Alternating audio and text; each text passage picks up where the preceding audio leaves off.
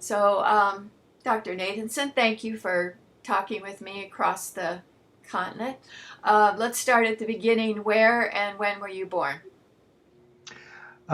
New York City, June 20th, 1947.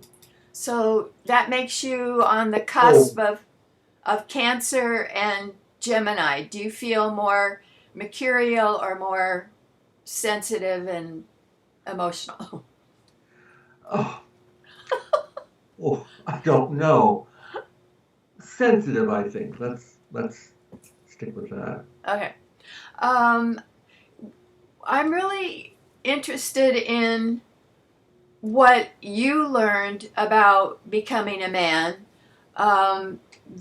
It's interesting to me to compare because some of the young men that I've interviewed in their 20s say starting in middle school they learn don't be like a girl, don't cry, don't be a sissy, don't, I don't know, sit a certain way, whatever. So I'm wondering what you learned.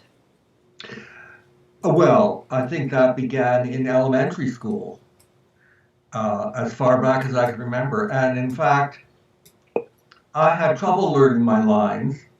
And I remember this is back in the 50s. And I remember there was a show on TV called the Burns and Allen Show from vaudeville. Anyway, Gracie was the crazy one and George was the relatively together one. But one day, and they were very popular. They had a long careers in entertainment.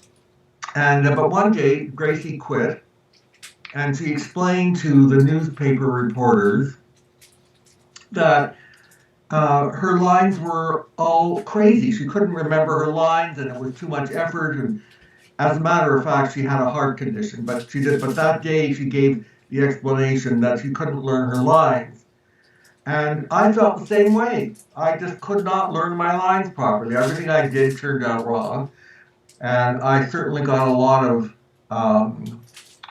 bullying in school from both boys and girls, I must say. And so that's what I learned in school, apart from anything else. That's what I learned about manhood in school.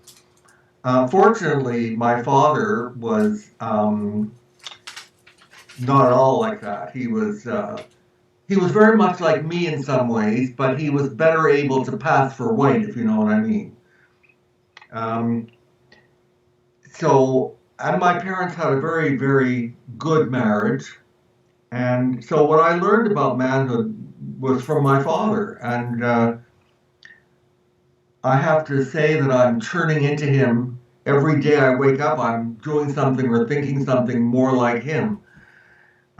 Of course, I didn't realize as a child that what was going on. I just felt, well, adults didn't understand me and all the usual stuff. Hmm. You mentioned in an email that Judaism was part of the your enculturation process. What Yeah. did you learn? I mean, when I think of Judaism and men, I think of the emphasis on scholarship and studying the Torah, and the woman can manage the household mundane stuff to free up the man to study. Well, yes, there's some of that, but I think what I learned at my school was, by the way, a Jewish day school. My parents were not Orthodox, but they sent me to that school, and I'm glad they did. And I think what really, the first thing that I think of is that we had courses on Jewish history, and aside from the biblical period, it was a history of being bullied and intimidated by other communities. And yet, Jews somehow managed to prosper and survive.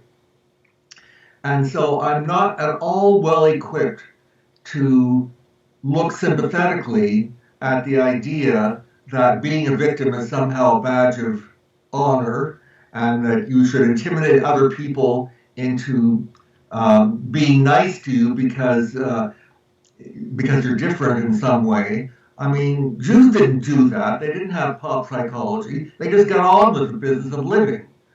And they happened to have um, mechanisms, including the love of learning, which were very useful in that regard. They had to, when they were emancipated in the late 18th century, they suddenly had to live in the larger world, and they didn't have much background in that, but they did have learning. And so that equipped them very well. They had to invent their own industries because they weren't allowed into other industries. So I think basically that's what I learned. Mm-hmm. Well, I wonder what the interest. By the way, I learned lots of other things later on because I also studied Judaism in graduate school. Um, and, um, and for me, that does have a personal meaning, even though I'm not a pious person by any means. I don't really care about biblical authority for anything. But the basic uh, foundation of Judaism is the search not so much for learning, but for holiness. And holiness is something that you either experience or you don't, and I have. So that's so much for religion. You've experienced it in terms of like being bar mitzvahed and No, no, Sabbath, or no. Well, there was all of that, but no, I mean the experience of holiness. It's a transcendent experience. So holiness or the sacred is not reducible to some emotion or some idea. It's just a sense of presence. got it. Do you think that being bar mitzvahed fills in some of the need to be initiated into manhood, to have an identity as a man, that traditional peoples provided those kind of rituals and we don't? Yes, in theory, you're right, except at the age of 13 in 2021 is not really an entrance into adulthood. So at 13, I knew from nothing. I mean, it was certainly, I didn't become an adult at the age of 13. But the idea is there, and you're quite right, that the rites of passage, that in every society, um, they have at least minimal rituals to not only to signify entrance into adulthood, but also to demonstrate competence in some basic function that they can contribute to society. Do you think that fraternities, college Greek fraternities, provide any of that kind of, well, they do initiations. Does that have meaning, do you think, for you? You want men to have a positive male identity. Does that do it? Because a lot of men were in college fraternities. I don't think that has anything to do with initiation into adulthood. It might be initiation into second childhood, but it's certainly not in itself.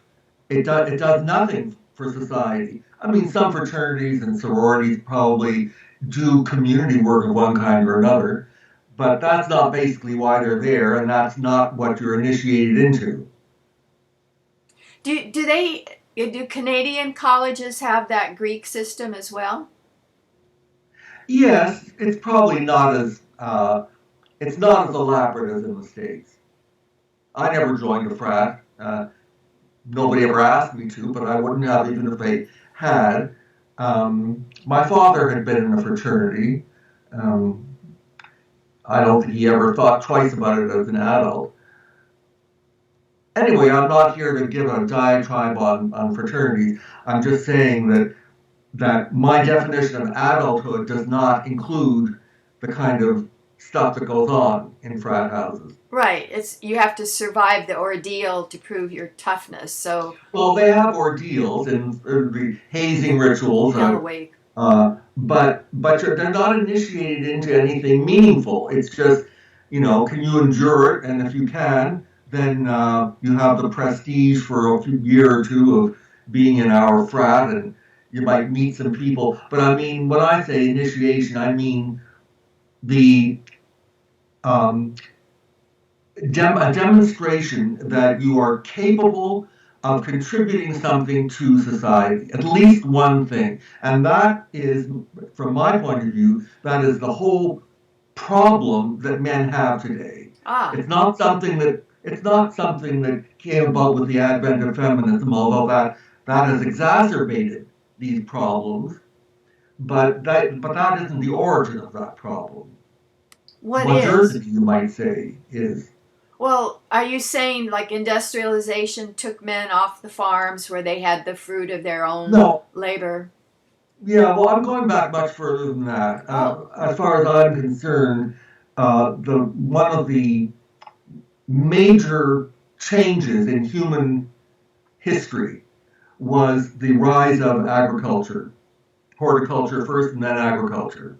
And because with agriculture, people were settled on the land, they began building cities, they began irrigation systems, they so specialization, and of course, one of the consequences of settled life is war.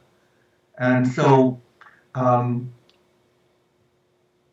the question is, at one time, the male body had been a self-evident uh, had a self-evident function, and that was to provide hard-to-get resources. Protein from meat, yeah. Yes, and not necessarily hunting. But some of them went fishing, um, and there were always some hunting and gathering. But the male body had a function. It was an obvious function, and they did what they had to do, and women did what they had to do. I don't think they sat around talking about gender roles for the first, few 100,000 years of human history. But they did with the rise of agriculture because there was so much jockeying for specialized functions. I mean, there was writing, there was all there. So you didn't have to be a hunter or a protector, really, because the role of protection of the community very quickly became um, one of class. And so the people who led the wars were the aristocracies. Ordinary men basically pulled plows around their fields. And they had to because otherwise nobody would survive. So no, but I'll come back to that. So various technological revolutions, including the Industrial Revolution, including the Computer Revolution, including and most important of all, from my point of view, is what I call the Military Revolution. And the Military Revolution began during the French Revolution, when the revolutionary armies were recruited, they resorted to universal male conscription. So that meant, by default, that every man, simply by virtue of being a man, was a potential soldier. And so even in peacetime, it was still the underlying assumption, and the entire culture was geared to producing loyal, sturdy soldiers. But the French Revolution, the new social contract that emerged once you dismantle the monarchy and the aristocracy, there was a new social contract, and by that contract, every man was a citizen because of being available for the national armies. Anyone who wasn't a soldier was not quite a citizen, not in the fullest sense, and that included women. So there was a problem right there. Nevertheless, until very recently, and there's still plenty of opposition to it, the military has been a source of masculine identity, but the problem is that it's a lethal source of identity. As far as I'm concerned, we don't need that. we need another source of identity that is not heavily tied to kill or be killed. So my own theory is that the traditional notions of what manhood could mean, and they're all, they differ a lot cross-culturally and historically, but there are some things that they have in common.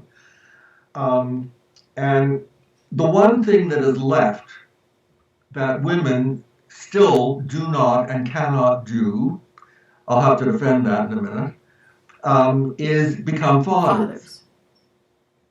So I think that fatherhood really is that's the last bastion. If we cannot assert that fatherhood is some distinctive, necessary, and publicly valued contribution, then we cannot have a healthy masculine identity. And so, if we can't have a healthy masculine identity, well, you look at what happens when that crumbles. You have soaring suicide rates among men. You have soaring dropout rates from school. You have men seeking some kind of affiliation with gangs or crime. Because if society has no room for them as men, then to hell with society. They can turn against and abandon society. So there are a lot of pathologies that are emerging from this, from the inability to receive honor and gratitude for being fathers, and all the fatherless families is now a plague on our society. So somehow or other, I think we've got to look carefully at that. And fatherhood, of course, is not a synonym for motherhood. Fathers are not assistant mothers.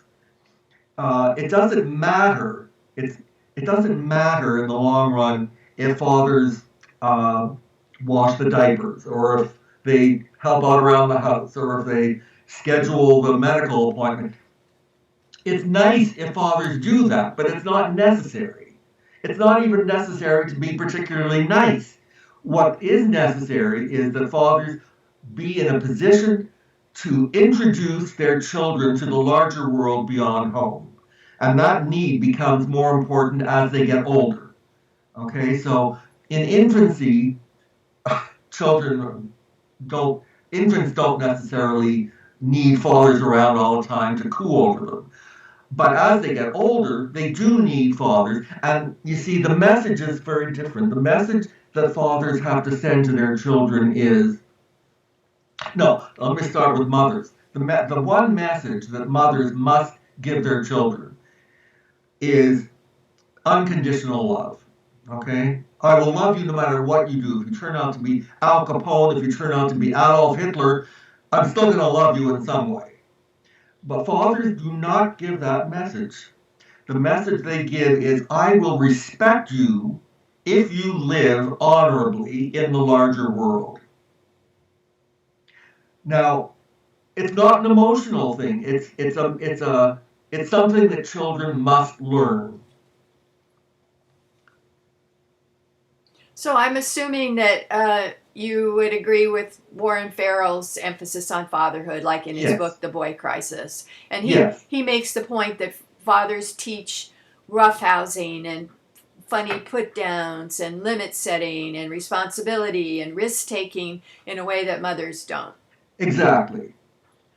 And you learned that from your father. Yes. I mean, my father, first of all, he was very engagé. He was not sort of an absentee father, even when I was very young. He over the years, he told me things that I found very unpleasant. I mean, he once, I can't remember all the occasions now, but he criticized me. I would rather have his approval for everything I did or thought, and he didn't always give it. Sometimes he said, no, you're all wet. You have no talent for this or for that. But of course he was right. And as I grew older, I knew he was right. I think he saw himself as what used to be called a gentleman. A gentleman is somebody who conducted himself with civility at all times. Um, Somebody who respected other people, was honest, trustworthy. I remember going to restaurants with my father, and he would, because he had a mathematical ability, which I don't have, but he used to add up the bills in his head. And on at least one occasion, I can remember him calling the waiter over and saying, you undercharged. You forgot to charge for this. Now, you see, these are lessons that stick with you a long time. Mm-hmm. Do you think that honor is a particularly male value? I look you in the eye, I shake your hand, I give you my word that I will pay this loan off or whatever. Is that a particularly male value, honor? Well, it is. I think that there is an equivalent for women. I think, but with women, it's the symbolic focus is on sexual activity, whereas with men, the focus would be more on communal or business or whatever activities. So in other But words, there is a sense that women can be either honorable or dishonorable, and sometimes in the same way. People who cheat, it doesn't matter whether you're a man or a woman. If you cheat, you're not honorable. but you mean like sexually, if your honor is that you should be not promiscuous if you're a woman. Well, that would be an example. Okay. How did your father react to you coming out as gay? Well, actually, he neither of my parents were particularly surprised, for one thing, and secondly, they didn't really care. What they cared about were things like my father cared about, well, what would happen to you if you were in a public washroom or a locker room and suddenly you gave the wrong signal, and my mother was concerned about, you know, well, if you don't get married, then we won't have grandchildren, that kind of stuff. But I mean, as far as anything else is concerned, they didn't care. And I think that was because they happened. I don't know how common this is, but at least in their case, they had they never talked about sex.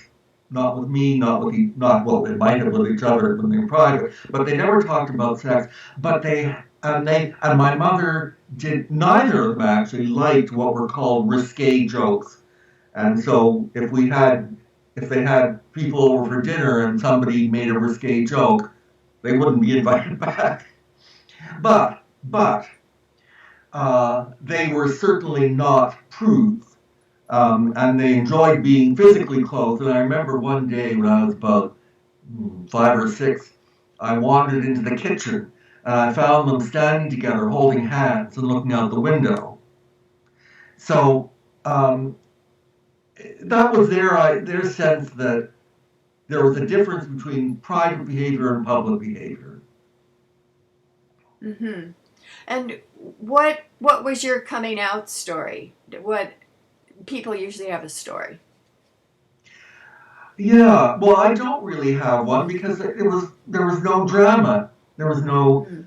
nobody was crying or yelling or Mm. threatening or anything like that. And Now, what? I have friends who are gay who have not told their parents, and I've often asked them, why, and they said, well, but they couldn't take it, they couldn't deal with it, they'd scream, they'd faint. But you see, I always thought that it was my duty to my parents to be honest with them and give them a chance. And I think that these other people, they're not really honoring their parents. They're not giving them a chance. Mm-hmm. And what have you developed over the years in terms of long-term relationships? Has that been part of your MO? Well, I haven't been, I would say I have not been successful in finding what I wanted. I wanted, yes, I wanted a long-term relationship, of course. Um, I oppose gay marriage for other reasons, but not gay relationships. But I don't know, maybe I wasn't good looking enough or who knows what. Well, you're certainly good looking, so that's not it. Well, thank you. Thank you. But um, I remember once I had this, well, maybe in a way this is a sort of coming of age experience. I thought, well, I better answer ads or something just to get things going. I mean, and so I contacted somebody and we agreed to meet at a place near McGill.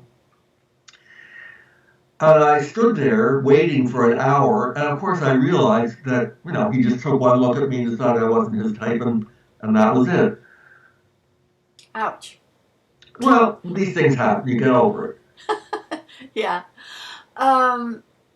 So there's since Stonewall, there's been a movement for gay liberation, and women fought really hard to overcome the lavender menace. They called it not being recognized like in the National Organization for Women. Have you gotten into those kind of political liberation movements? No, no, no, I was never part of that, and I was never part of any men's movement.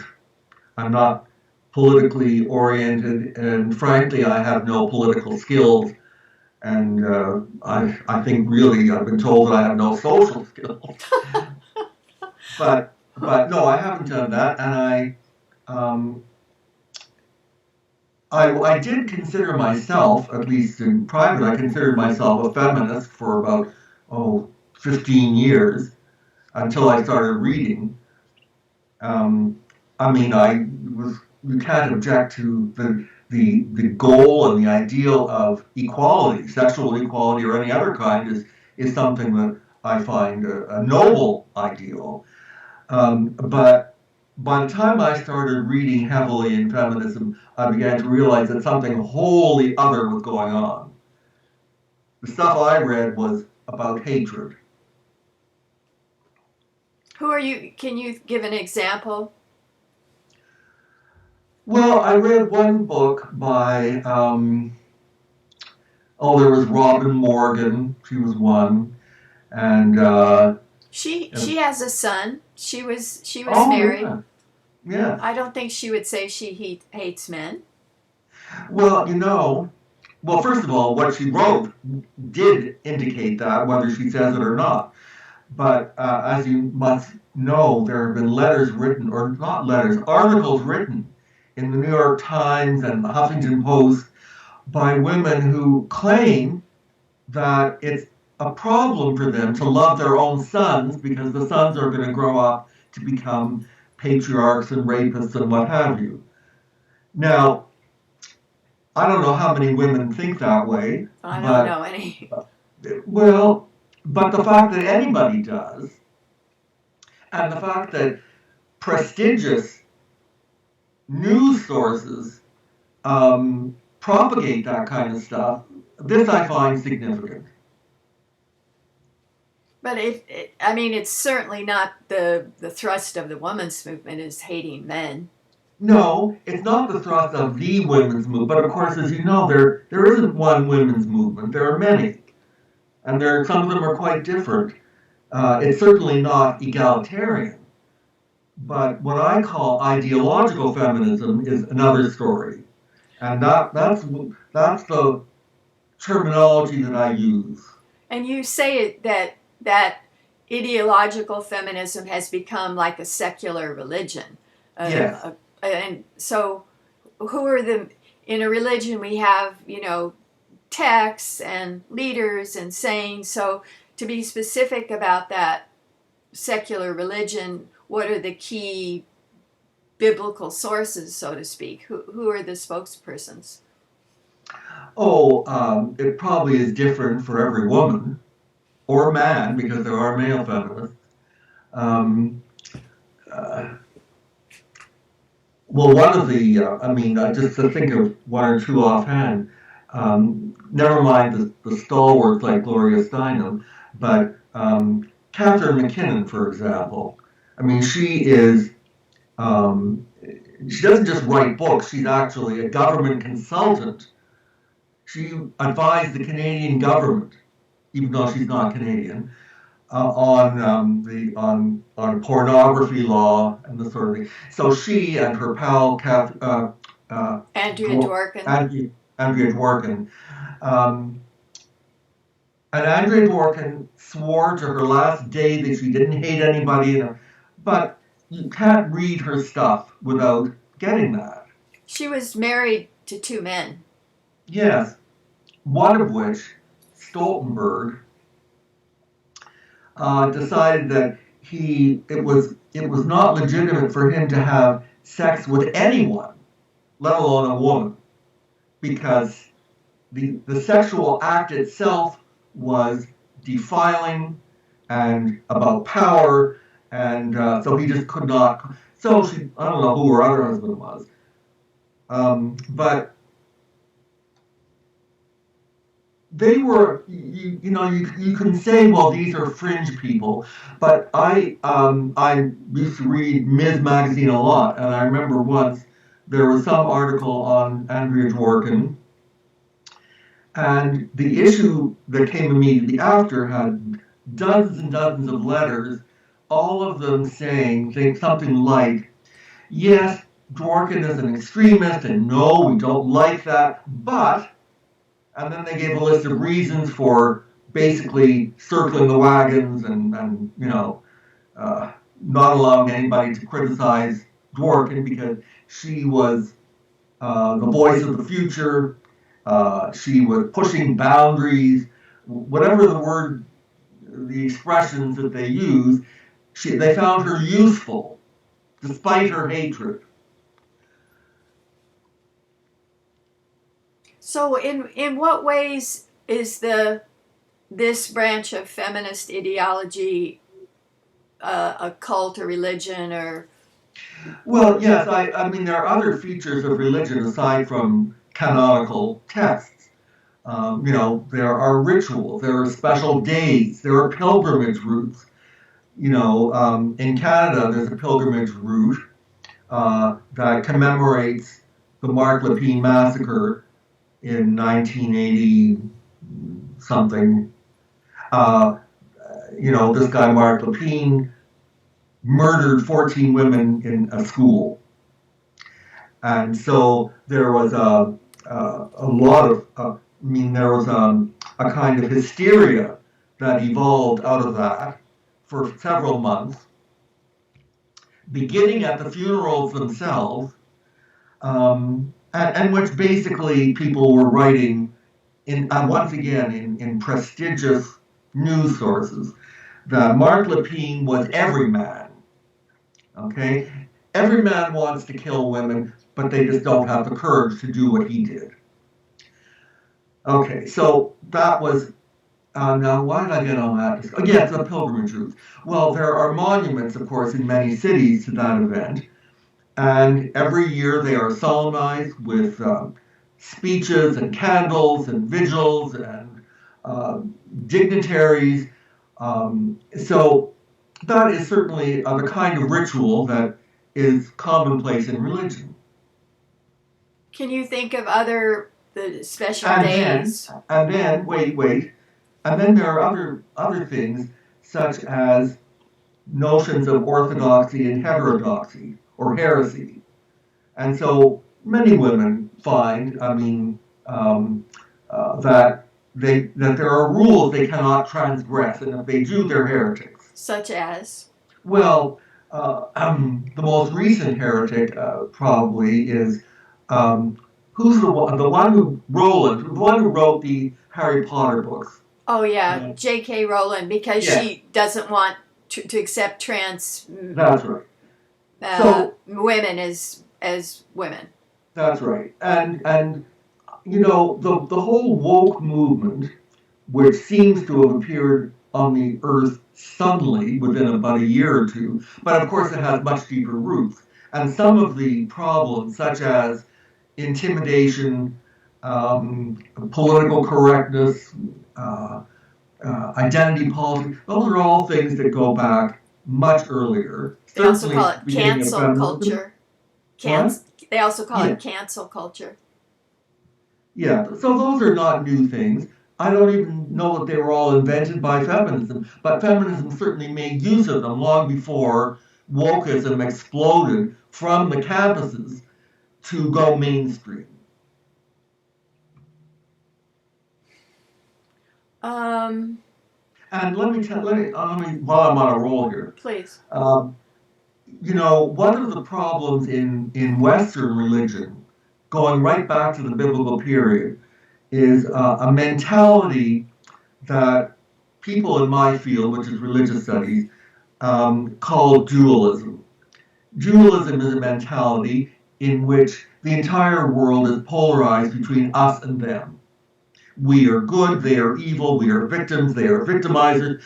And so that goes back a long way in Western religion. You can see echoes, you can see the prototypes in the Bible itself. But also within that tradition is what's known as the prophetic tradition, in which the source of evil was not just the dirty old Assyrians and Egyptians and Babylonians. The source of evil was even in here, inside us, all of us. Now that was a profound change, and that is still a resource within Western religion. People don't always remember it, but it's there, and it's powerful. Well, isn't it usually projected the devil made me do it? Yes, that's another feature of it.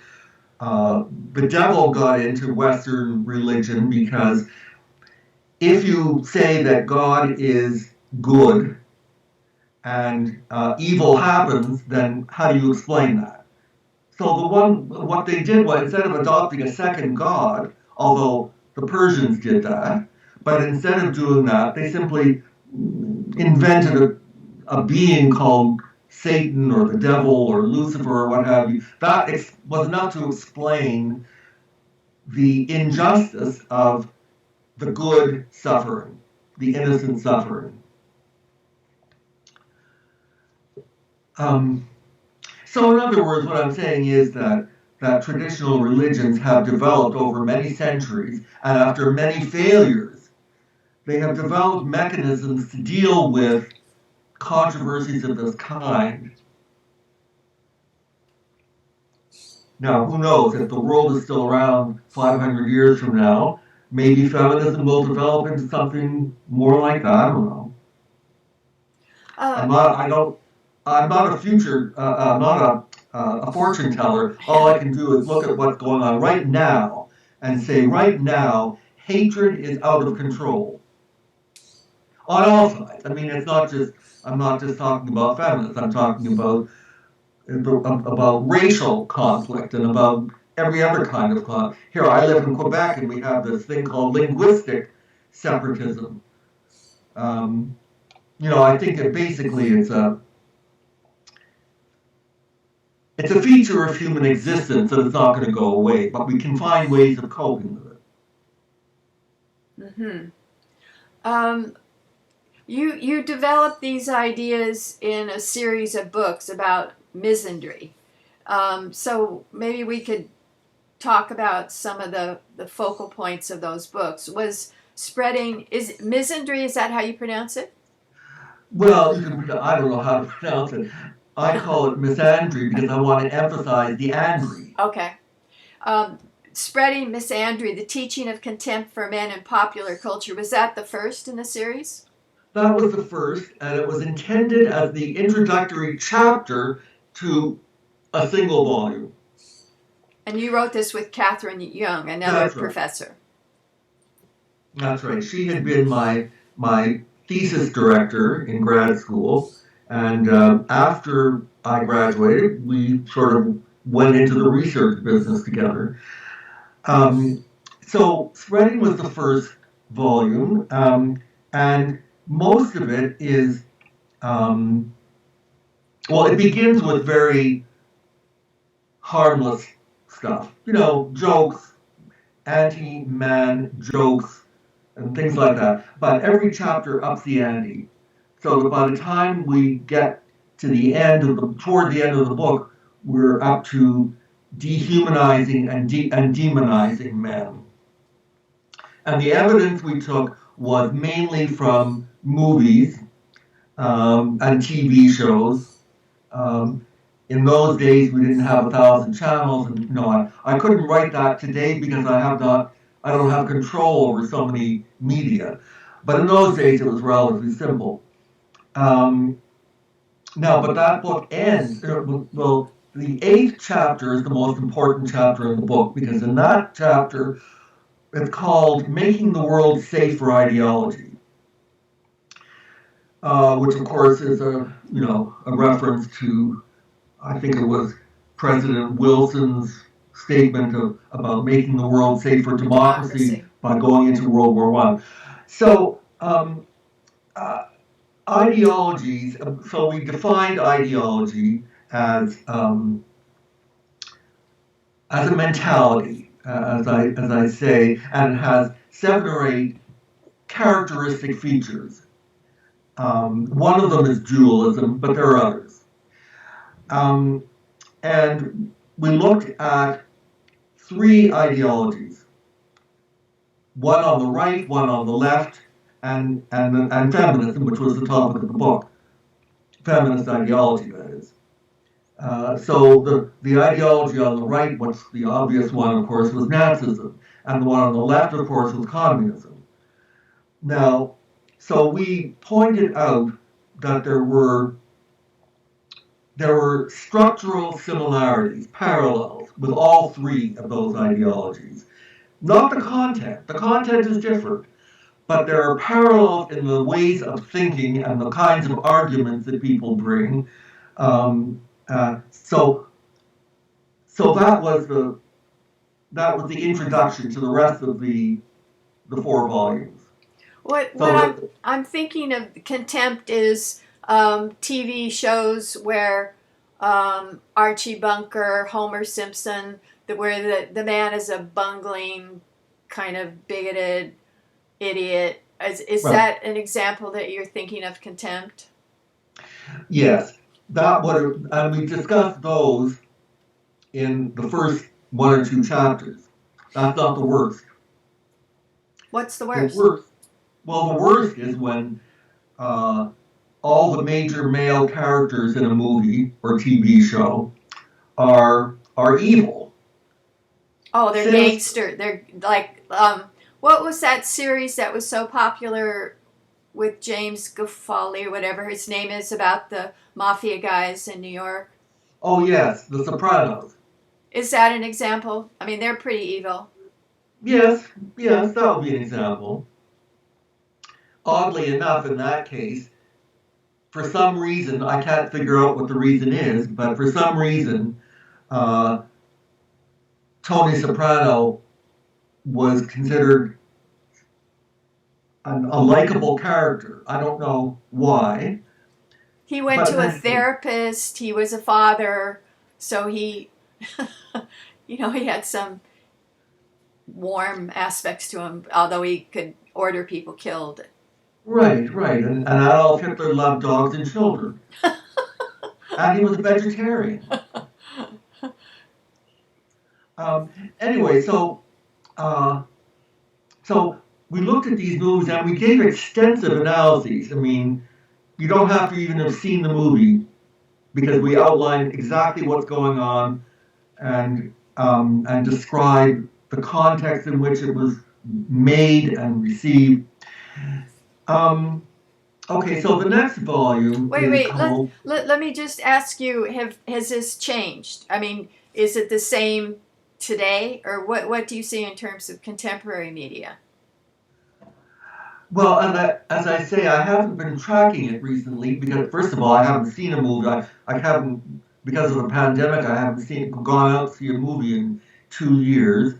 I don't get many channels on TV, so I'm not really tracking it. But I would say I see no reason to believe that it might be otherwise, except that now the the hatred is now, once again, primarily racial rather than sexual, but it all goes together. What about Trump? If you're an intersectionalist and you're a white man, you've already got two demerit points that are irredeemable.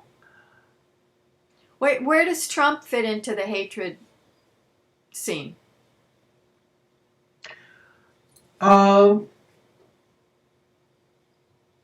He wielded it like anybody, like most other politicians, including Biden. He certainly, my father would have said, "This is no gentleman. He does not get to come into our house," and he's not a likable person. I don't think. I like some of his policies, but he does trade in stereotypes and insults, and but not, I think, more than many other politicians, not a Democrat or Republican. I'm not impressed by what I've seen of Democratic politics over the past 5 years. Anyway, I mean, Trump is a person. I'm not building a theory around him. Well, it's just that he's the most current example of misogynist, sexist, male chauvinist pig. I mean, he really is. Now, why do you say that? Because he said he makes jokes about everybody. He said that his power, his celebrity gives him the opportunity to grab women's genitalia. He's raped women, attacked women. Well, whoa, just a minute. The story that I heard about that came out of the leak of that video was that he was bragging about his ability to make women want to have sex with him. He didn't talk about rape. No, grabbing. Yeah, he might have done that, but he didn't talk about that.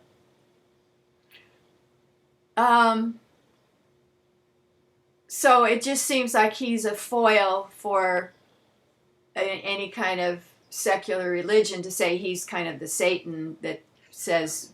Oh, there's no question that hostility to him went way, way beyond any kind of rational discussion. He wasn't somebody you could just dislike or disagree with, or both. He is said to be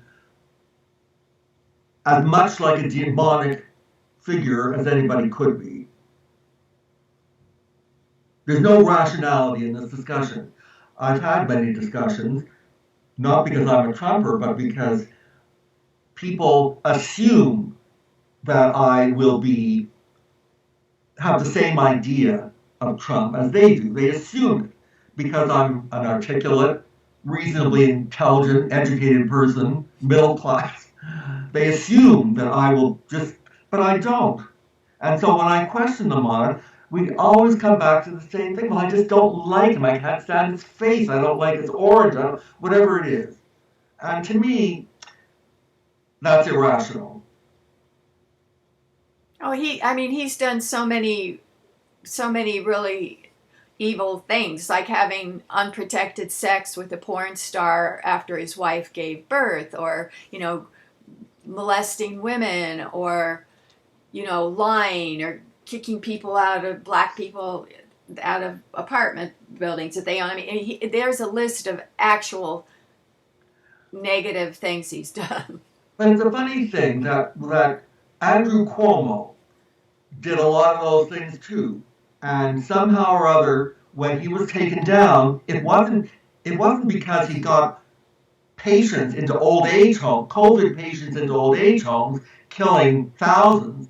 That they didn't get him for. It was that, well, he was just an unlikable, sleazy person. No, it's because he was touching people inappropriately. Yes, that's what it is. But they ignored the stuff that was really, really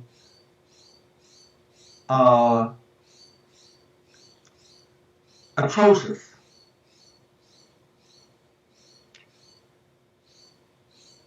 Got it. So, sanctifying misandry, goddess ideology, and the fall of man, is that like having feminist icons like Princess Di? Is that part of the goddess ideology? I think I have something in there on Princess Di, but it might also be published separately. It begins with the theory of the goddess cult, which is not about current icons. It's about a postulated prehistoric world in which women, well, on the one hand, women and men were equal, but on the other hand, it was under the aegis of a great goddess. So this is Rian Eisler, this is Yes. Maria Gimbutas, and Yes. and there were those cultures where they did have goddesses and they were fairly egalitarian. Archaeological remains show that. You know what? We don't know much about those our remote ancestors. Yes, they found little pieces of carved ivory that look like goddesses.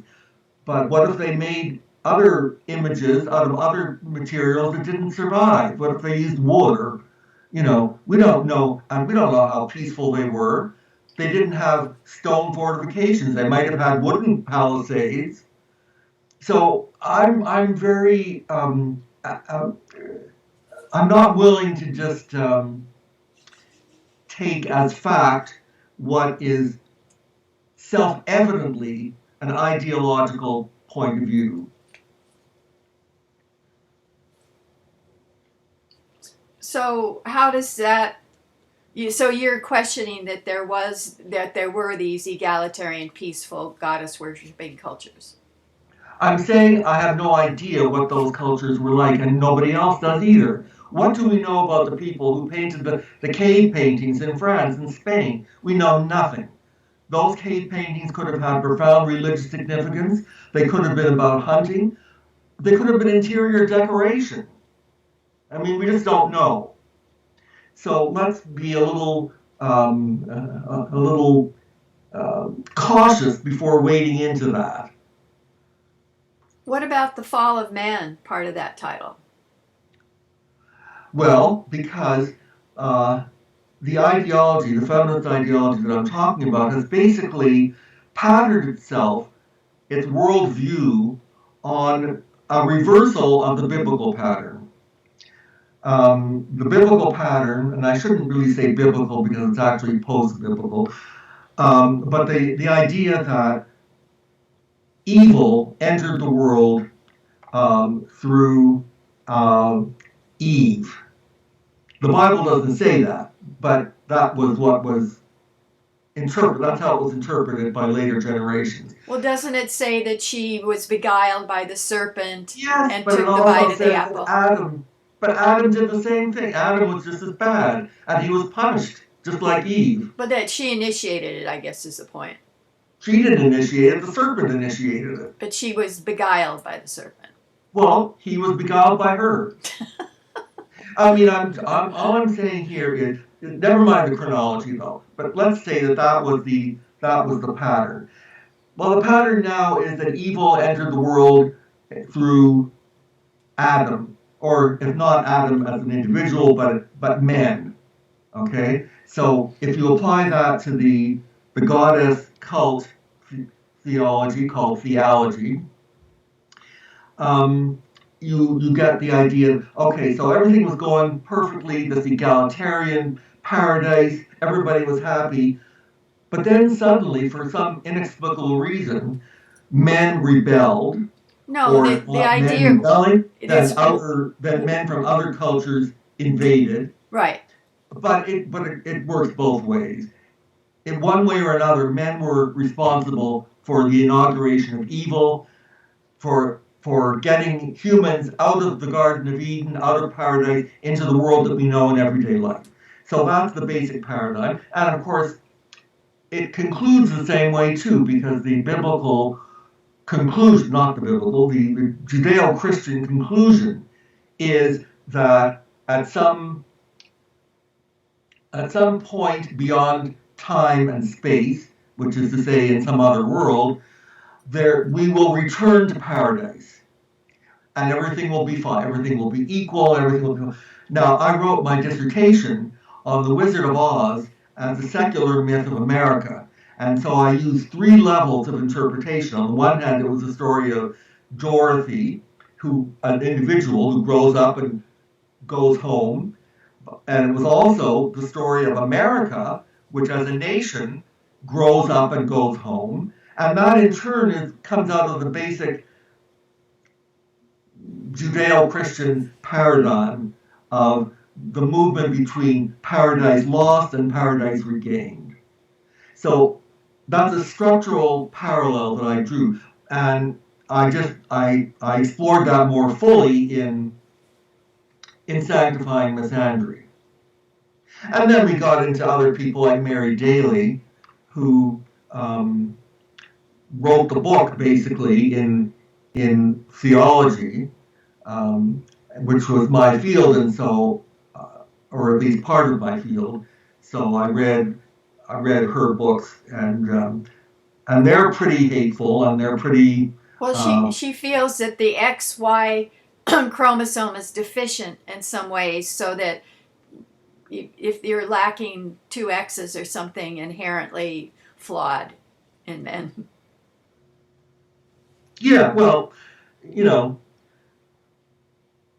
And then there was Marilyn French, another one of my favorite targets, who wrote this book, Beyond Power. Okay, so she said that, men are about power over other people, and women are only about power with, and everything's nice and beautiful and caring and sharing and loving, and men are just these evil clod lovers.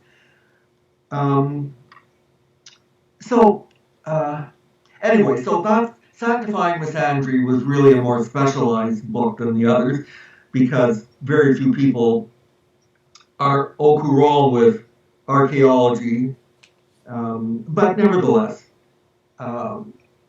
we wrote that, and then that was the 3rd volume. The 2nd volume was Legalizing Misandry, and that's where we talked about the legal systems in both Canada and the States, and the ways in which they are not necessarily as egalitarian as you might assume.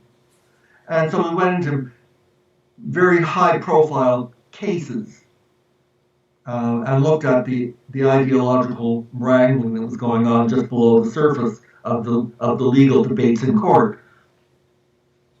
And that was before Me Too and the vigilante movement. So in that sense, it's a bit, they're all a bit dated now because things are moving so fast. And then the next volume was... So the main issue legally seems to be fathers' rights after divorce in terms of child custody. No, that was one chapter. What are the other legal issues? There were other chapters on sexual harassment laws. Then there was the military thing, and then there were a whole bunch of moral panics in the 1980s and 90s, which were people obsessed about them for years. Like teenagers wearing hoodies and walking around your neighborhood. I'm thinking of the moral panic that arose out of the McMartin Day School panic. Okay, they believed some rumor went around that the teachers were practicing ritual cannibalism and the kids were being forced to eat and kill each other. Anyway, so there was a whole moral panic, and there were all sorts of incidents that were brought out and interpreted as if that was the truth. Lawyers jumped on the bandwagon because they made money. Psychologists jumped on the bandwagon by fanning the flames. I mean, the psychologists were behind the idea of repressed memory syndrome, which never had any evidence. So these were things that were going on in the 80s and 90s that we wrote about in Legalizing Misandry. And the book is in two parts. Well, the first part is actually not about law directly, but indirectly, and that dealt with these high-profile moral panics by journals that were, we looked basically at the role of journalism in promoting and propagating moral panics. Then the second part of the book was strictly legal codes. Mm-hmm. And then replacing Misandry, A Revolutionary History of Men, where does that fit in? Well, that's where we retraced history, a history of the male body in particular, not so much biologically, but the male body as a source of identity, as a symbol. And we looked at the transformations of the male body in public estimation from necessary to less than necessary to demonic. So there's an evolution there. So we looked at about 12,000 years of history, and that's where we suggest that there's a way of getting beyond this degradation of identity for men, and that is through fatherhood. So that's the thesis that we end up with. But I highly recommend the chapter on the military revolution because it was fun to write, but also very disturbing because we looked at the ways in which masculine identity is premised on being a soldier, but being a soldier in turn relies heavily on Christian imagery.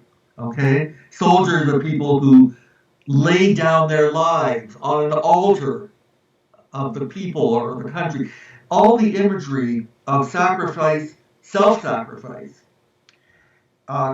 covers over the reality that the state sacrifices men. It wasn't the men, even men who agreed to go and wanted to go, that wasn't enough.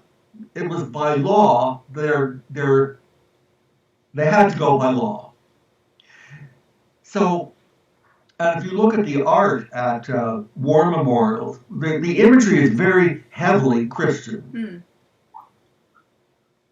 And then I'm thinking about, there's a whole spate of films, you're interested in media as it portrays these themes, where the young woman is the heroine, like the Hunger Games, Divergent series, Rey in Star Wars.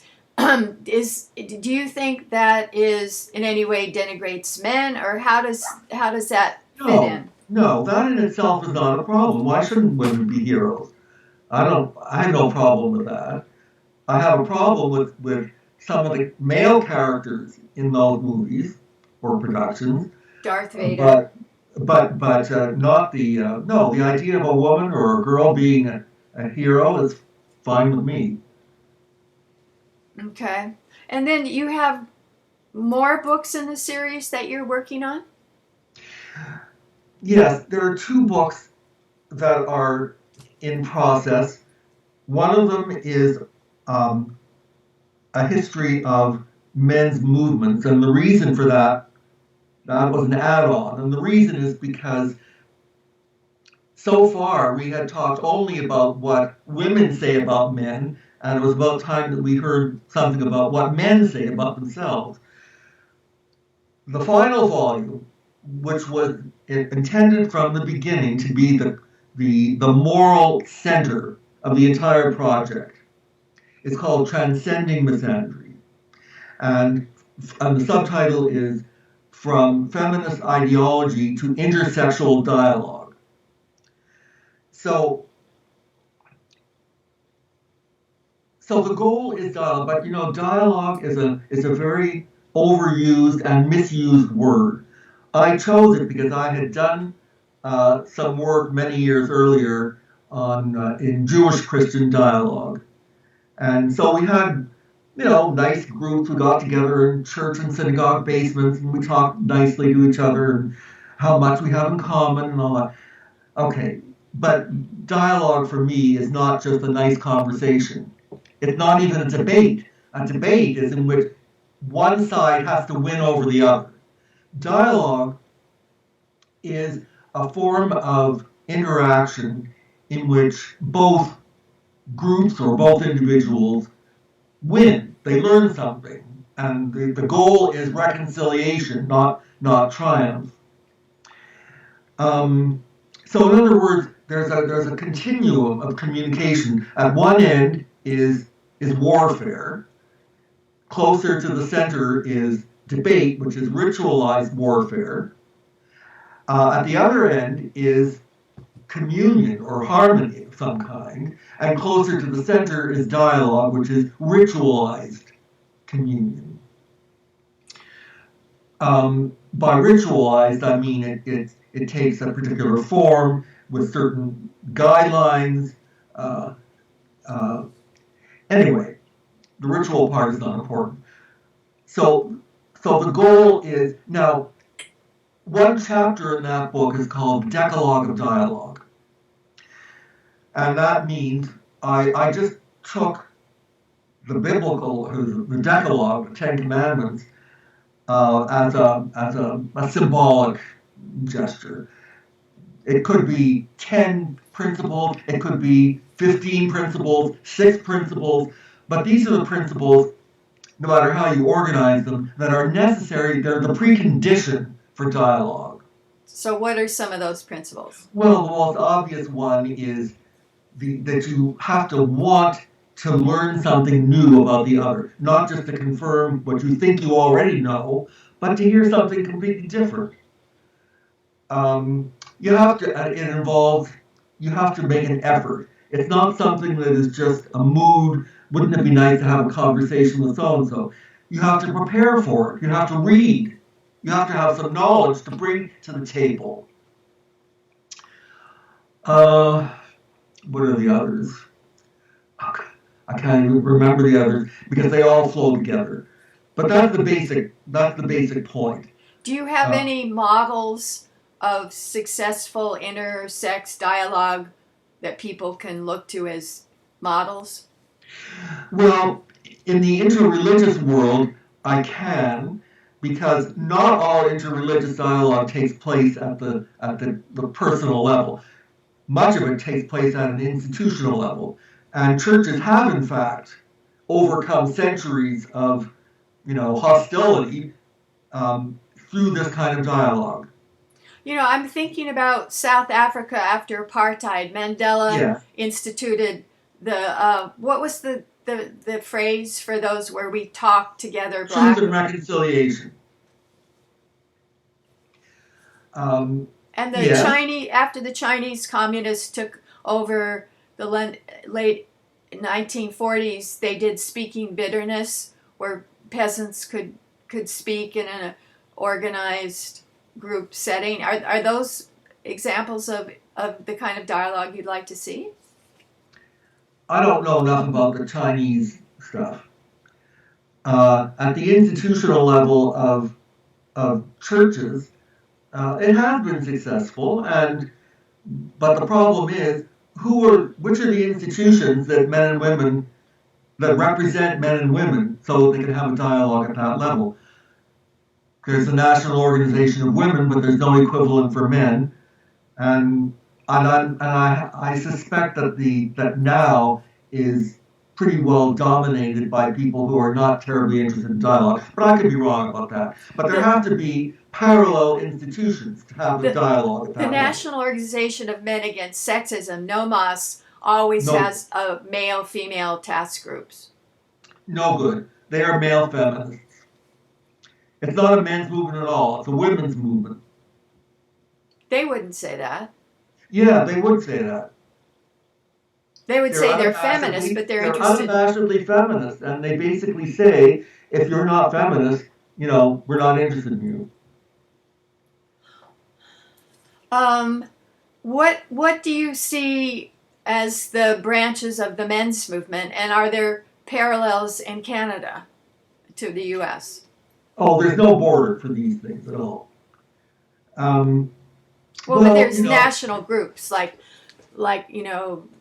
National Congress of Men or whatever. There are Canadian Equality Councils. So there are national organizations.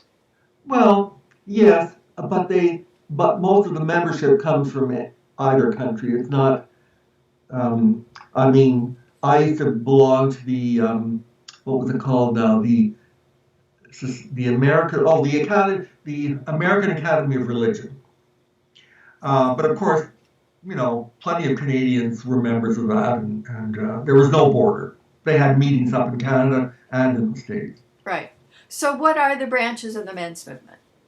Well, one of them that you hear about these days is the incels, involuntary celibates.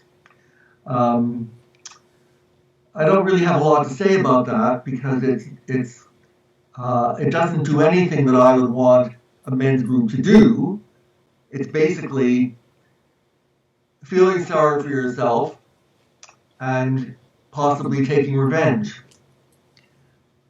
So I don't give that much credit.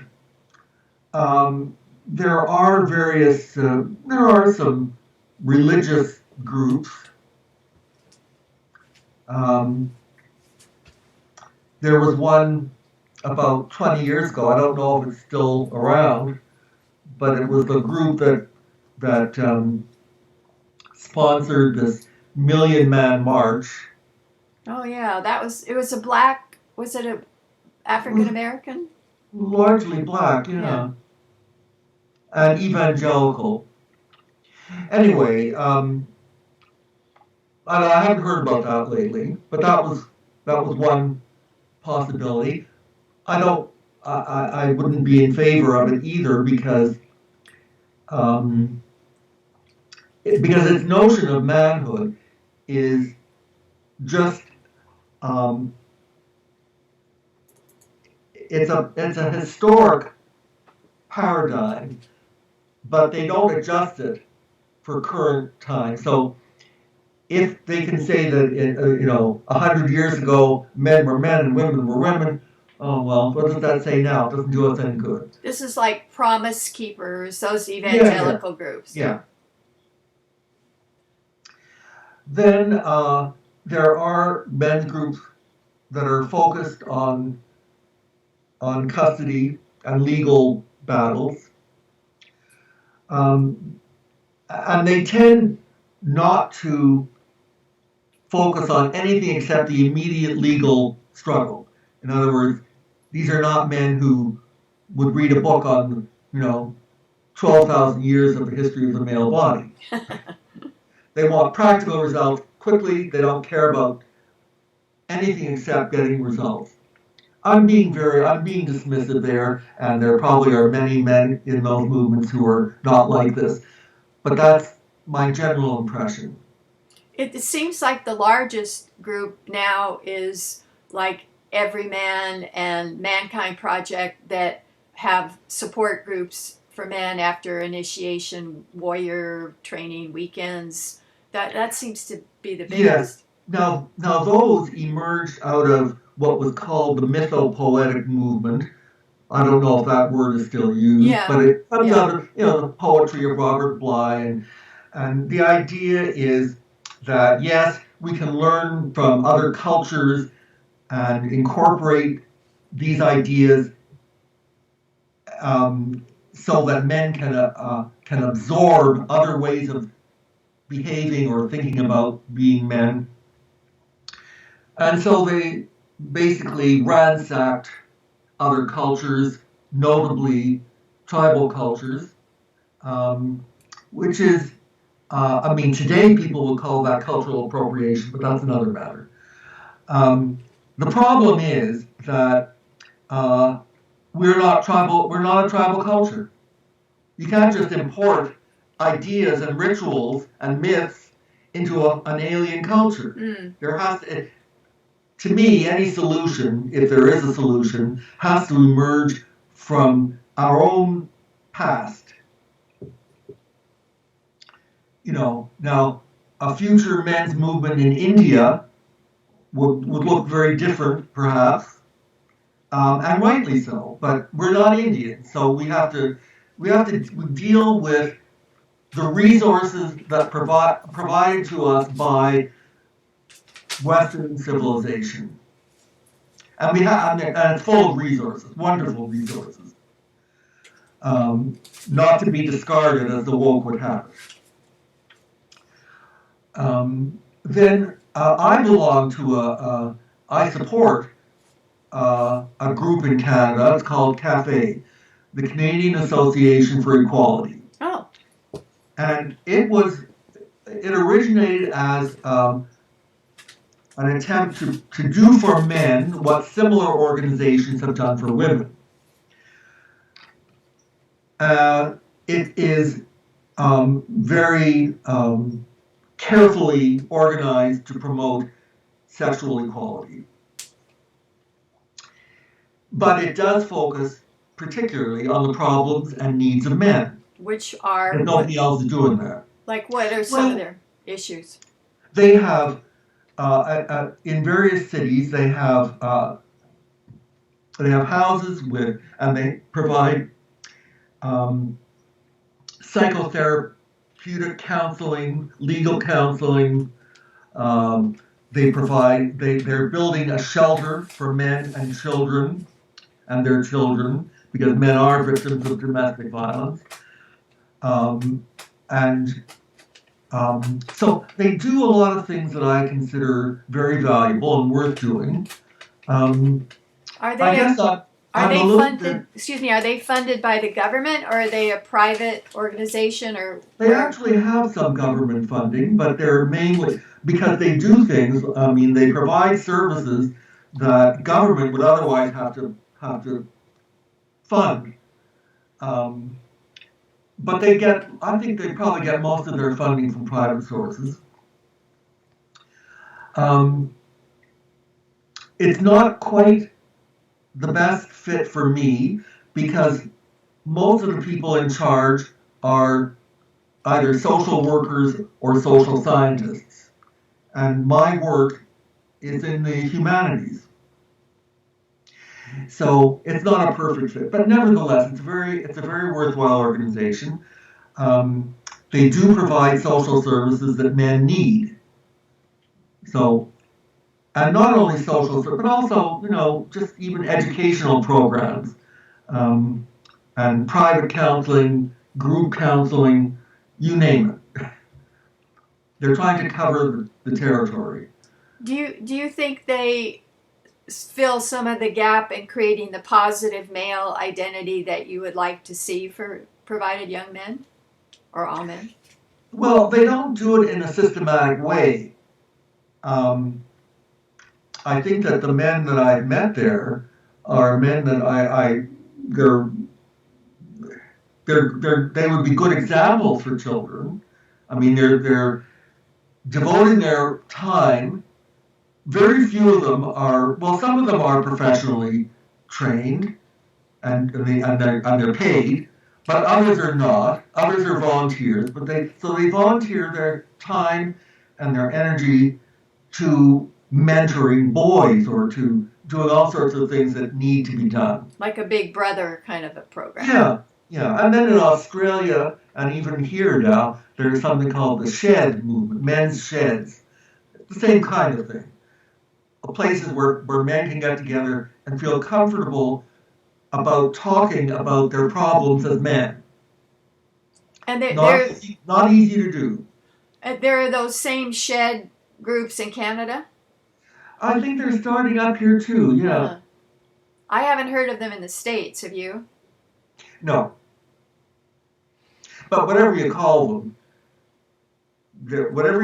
them, they actually are happening.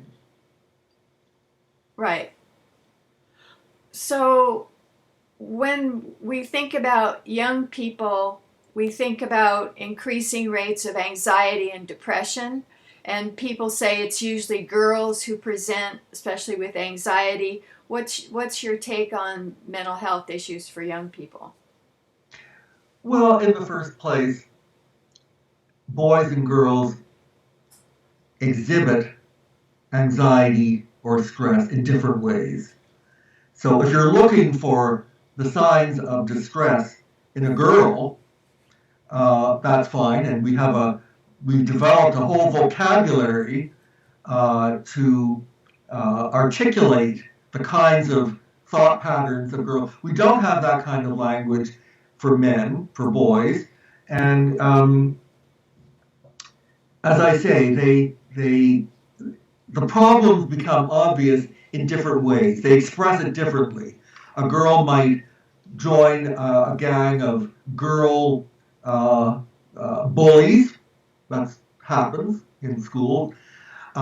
Boys might join a gang a criminal gang, or they'll take out their anxiety tends to be externalized rather than internalized. But the problem remains, and you can diagnose it, and you can do something about it.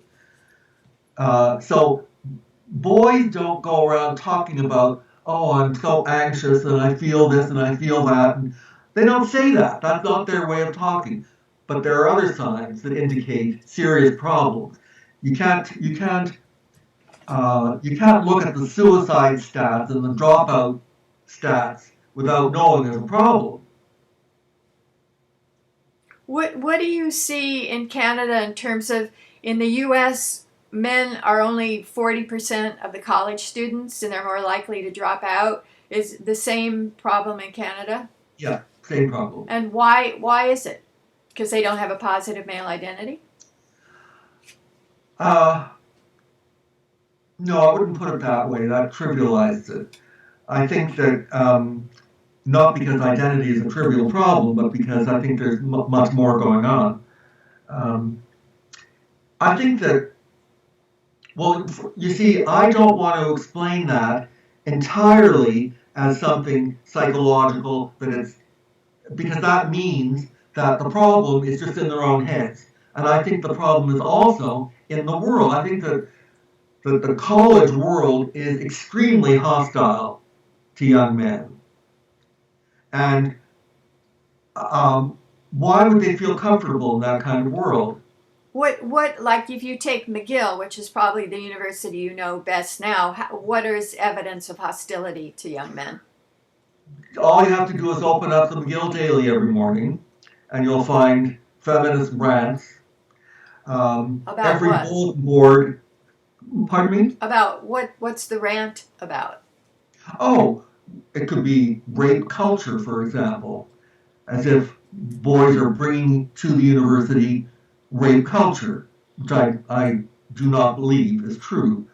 Then you have every bulletin board has notices about meetings of one group or another that are going to empower women or defeat misogyny or scholarships that are for women only. So the public voice of McGill is addressed basically to women. The assumption is that men have no problems; they're all privileged, and so why waste time? So if you have university-owned property such as the student union, which has a women's center but refuses to have a men's center. So this kind of thing goes on all the time. And then, of course, just on a personal level, every day, you come out of class every day and you've read books by feminist ideologues or woke ideologues now. You're getting doses of critical gender theory and critical racial theory in textbooks, although now they're even in elementary school in the States. I don't know about Canada, but in the States, as you know, there are concerted efforts to get these theories into the elementary schools. They don't all call it critical race theory, but that's what it is. But you would agree that U.S. history is racist, would you? I think it includes racism. I don't think it is racist. I'm not making some ontological statement here. Yes, there has been racism. There has been racism. Terrible. But it's not uniform. It's not continuing at all. So I think that needs to be recognized. And of course, what made all the difference in the States was Martin Luther King. Now, he would be turning over his grave to know what's going on. How so? Because everything he stood for is being demolished. His notion of that you take every individual as an individual, not as the representative of some race or class or sex or whatever. Now that was as prophetic as anything in the book of Isaiah. That has been utterly demolished. So the people who are speaking now for black people, the leaders, I don't know about all black people, but the leaders, whether it's Black Lives Matter or whatever, they're saying the opposite. They're saying that race is the determining feature of who you are. Doesn't matter what you think, what you feel, doesn't matter what your personal experiences have been, it doesn't matter what your attitudes are, it doesn't matter about anything, only the fact that you have a dark skin.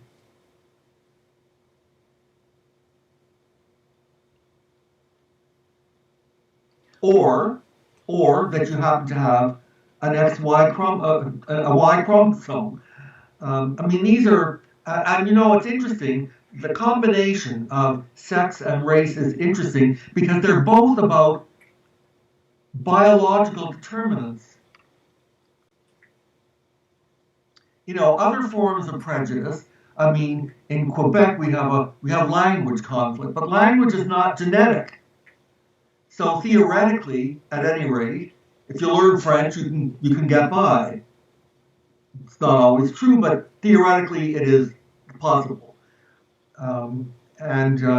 But with woke theory, critical race theory, critical sex theory, you're irredeemable. There is no redemption. So wokeism is a secular religion, but it's a religion without redemption. Mm. And it confuses justice with revenge. Mm. These are turning upside down centuries of hard-won ideas. It took centuries to develop the idea that equality is a good thing.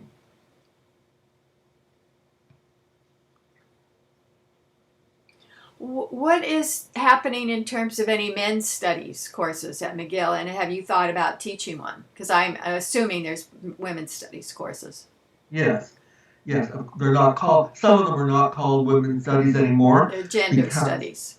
Yes, but in fact they are women's studies. They're just called gender, because when people use the word gender, they refer only to women. Well, I don't think there is any men's studies program in Canada. There probably are some courses within universities. But it's informal. It's not. I know there's some. There's you some men's can't studies. get a degree in men's studies in Canada. Well, there's, I don't know, maybe one college in New York where you can get a minor in men's studies or something in the U.S., so it's rare.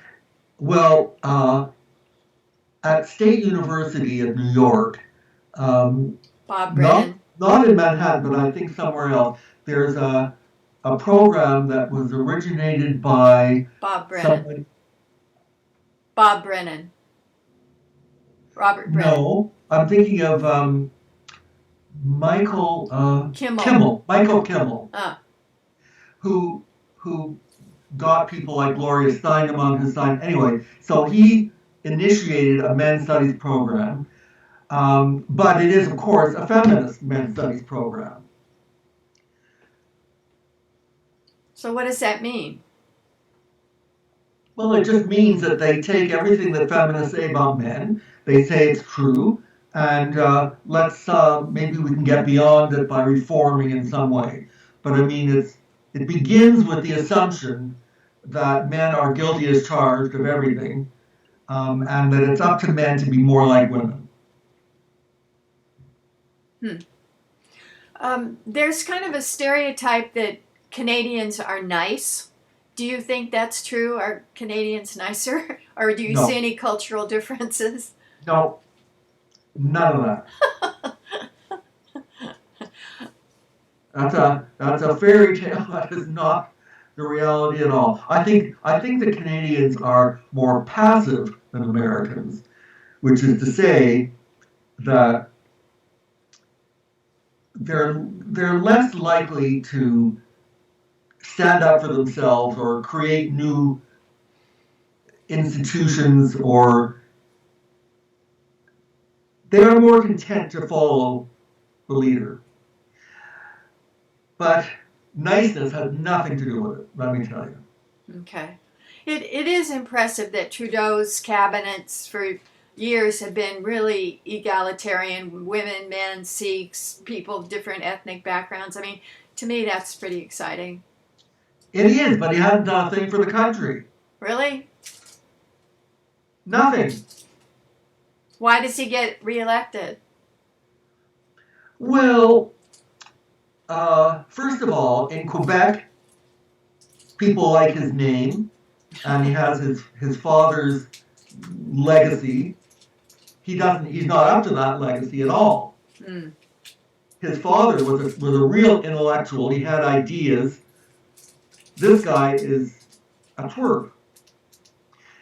But so he has that status, and there's a kind of glamour that goes around with him.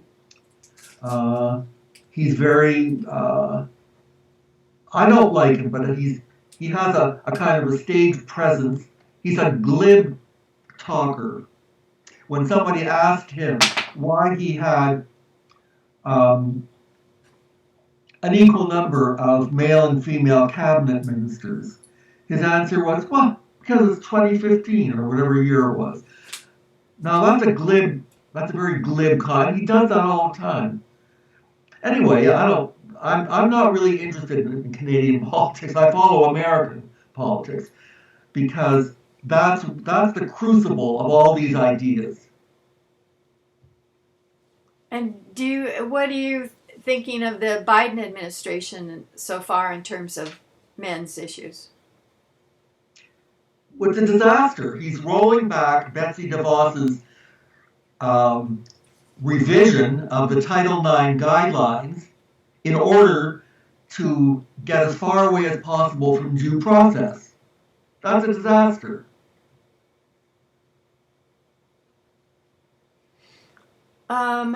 We didn't get to something I want to find out about you is how did you decide to become a professor and study religious studies? What were the influences that led you to your career?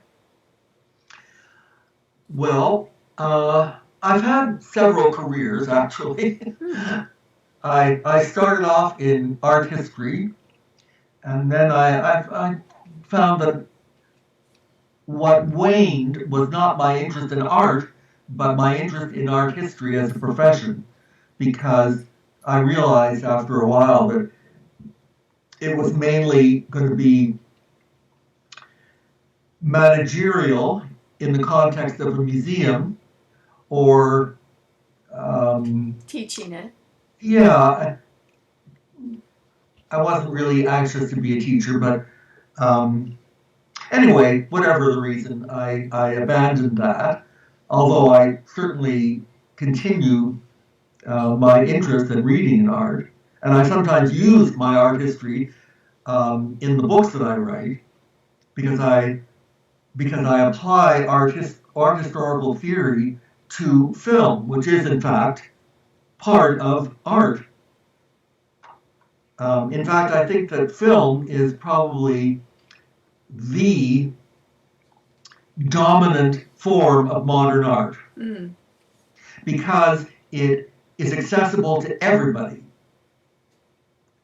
You know, not everybody can go into a museum and look at an installation that is, you know, and have any idea what it's about, or even to care what it's about. But film, everybody cares. And by film, I use, you know, it applies to TV and other media, but I mean, it's basically stories, narratives.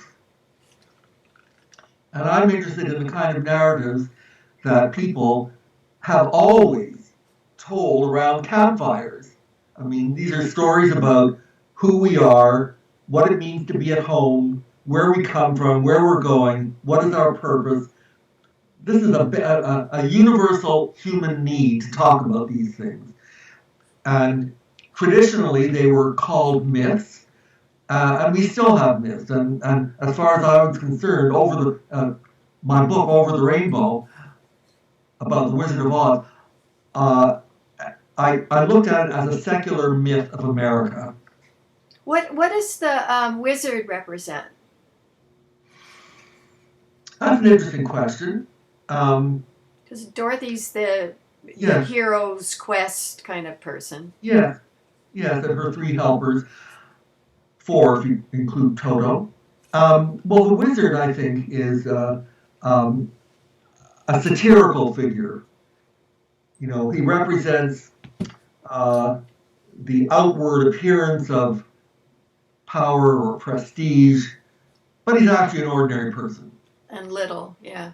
Yeah. So I think even though the movie is basically mythical, not a parable, but there is that element, and there are several satirical elements. You know, among the things he says at the very end, the wizard says is, you want courage? Well, everybody has courage. And they take it out of mothballs once a year, and they march in their army costumes once a year. That's their courage.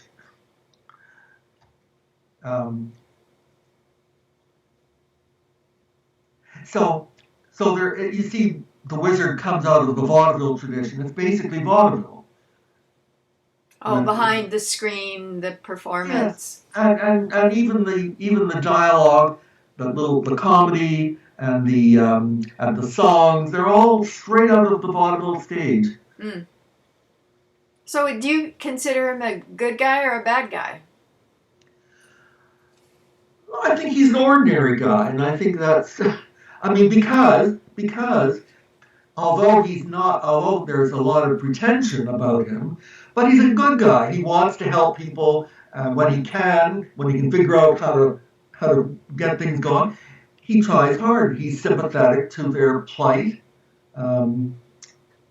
He's not a bad person. He's an ordinary person.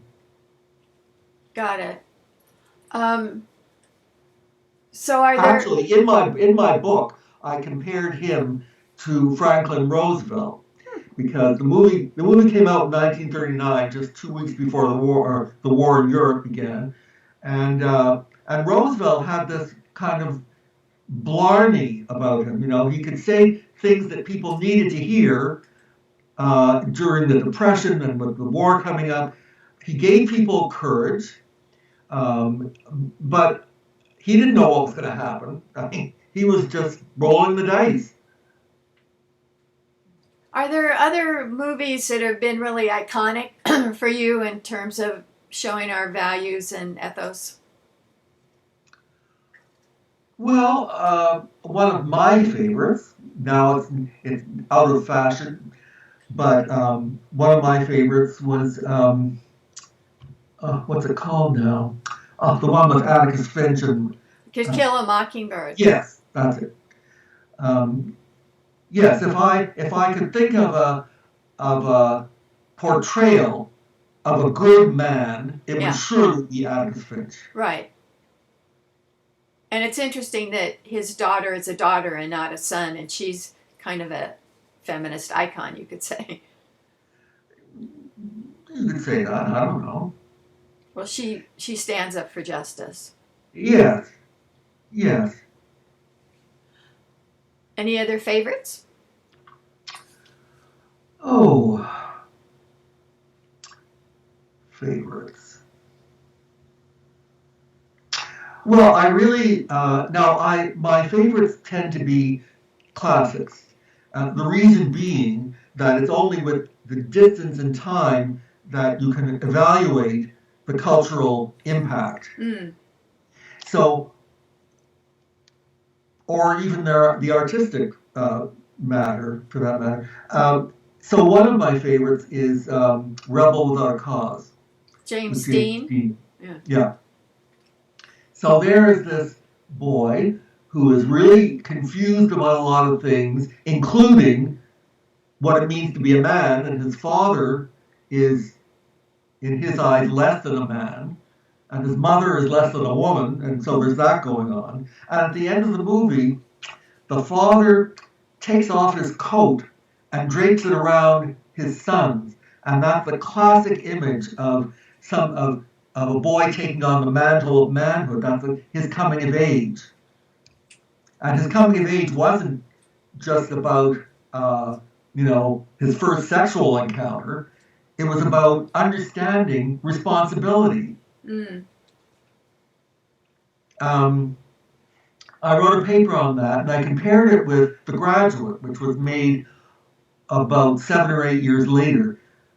And I hated The Graduate.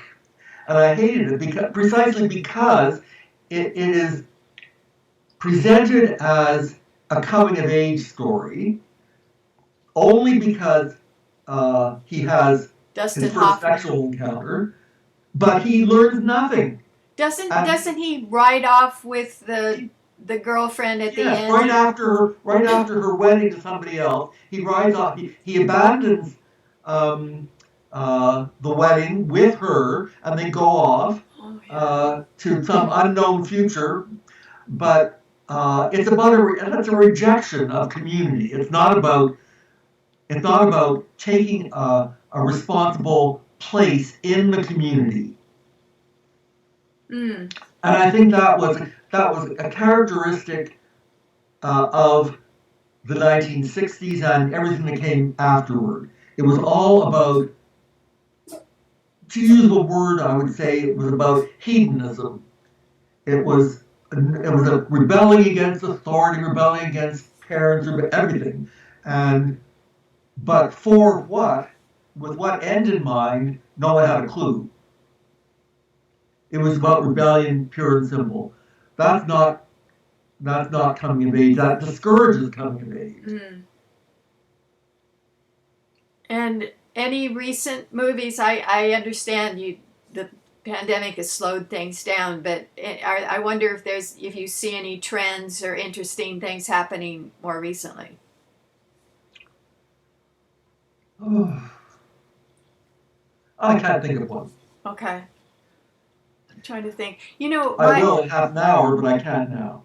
Well, that's fine.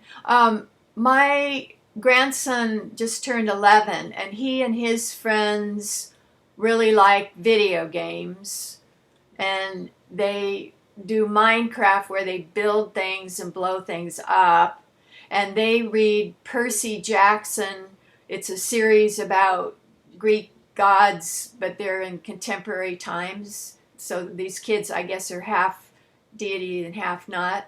So that's what the young boys that I know are into in terms of media. Yes, and I have no problem with that.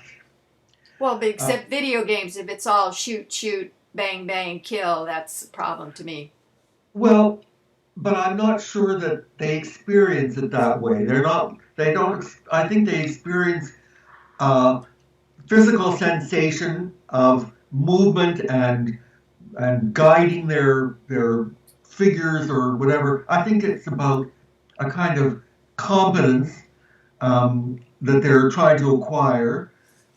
I don't know if they pay attention really or take seriously killing. I don't know that.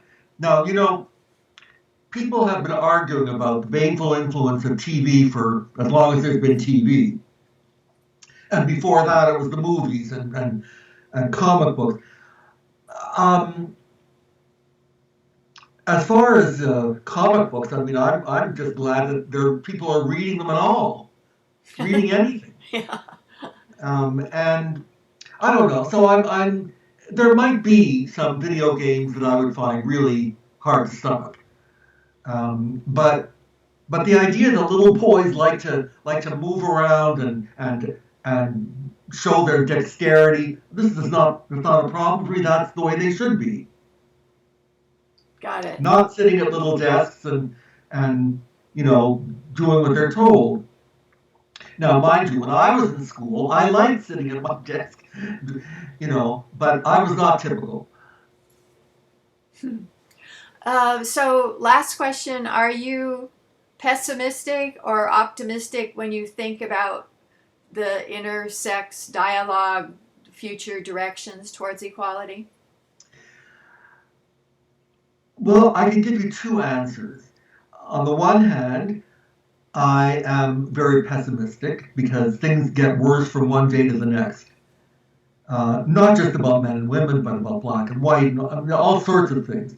Conflict is a fact of life, and it's just everywhere. It just contaminates everything. Cynicism is everywhere. In fact, wokeism is a classic venue of cynicism. It's about nothing other than cynicism.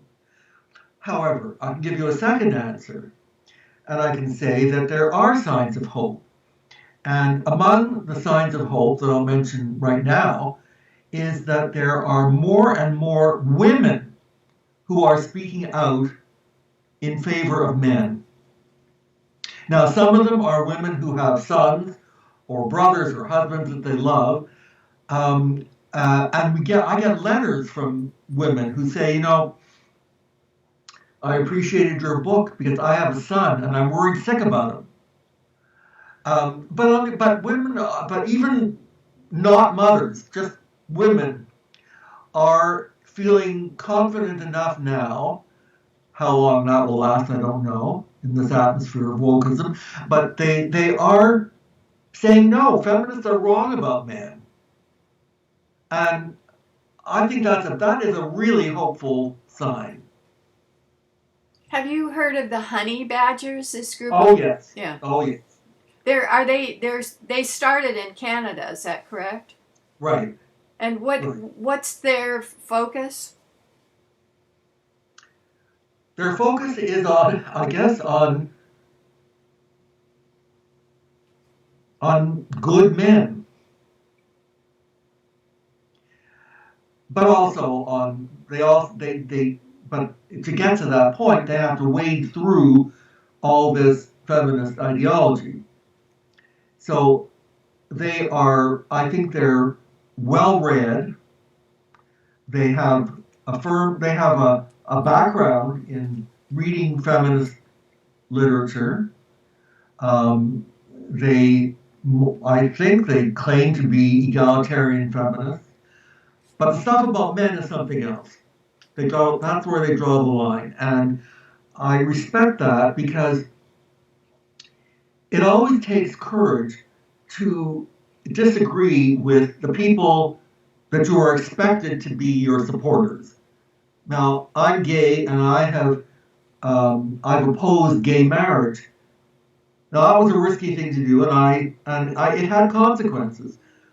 I'm also a Jew who criticizes Jews, including Israelis, for one thing or another, and I get hell for it. But I think that but to the extent that I have self-respect, and for me, that's a long, problematic topic. But to the extent that I have developed self-respect, it's because I have at least the courage to be intellectually honest. Why do you oppose gay marriage? Because I think that children need both mothers and fathers. It's that simple. I mean, I had other reasons. My other reasons were simply that the arguments being presented for gay marriage, I thought were stupid arguments. Um, the only one that I could really take seriously was the argument in the States, not Canada, where you didn't have universal medical coverage, and so if you weren't married, you couldn't get medical coverage. Okay, that was, but you didn't have to have gay marriage to solve that problem. That would be easy to solve in other ways. Um, but my main reason was simply that I'm convinced that children need, if at all possible, both at least one mother and one father.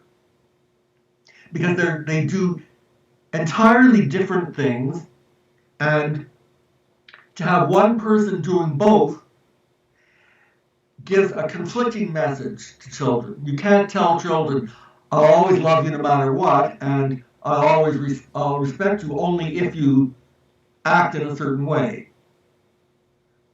Now, and for the same reason, I oppose single parenthood. If at all possible, children should have both a mother and a father. So gay people didn't. I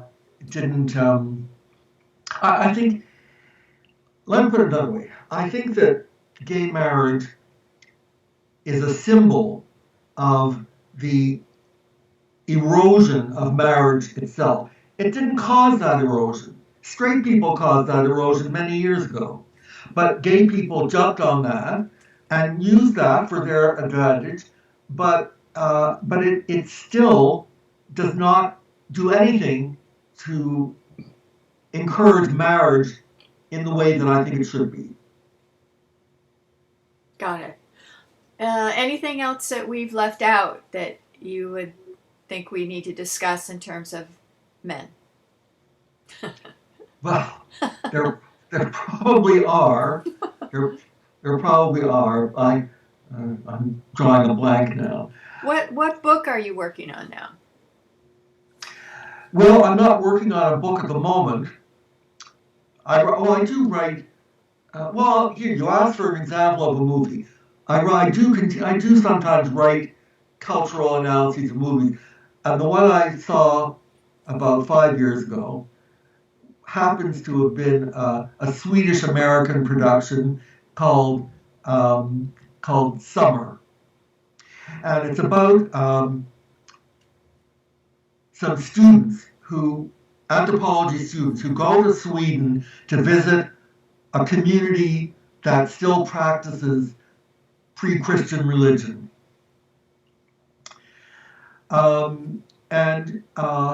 This religion is pretty fundamentally a version of the goddess cult that I wrote about in Sanctifying Misandry. So the male characters are all either inadequate and stupid or worse. And the female characters are the ones who, yes, the goddess and everything is peace and happiness. I'm not giving a full account of that. I mean, I have an intricate analysis. But since you asked, that was one movie that I wrote about. Okay. Thank you. All right. Thank you.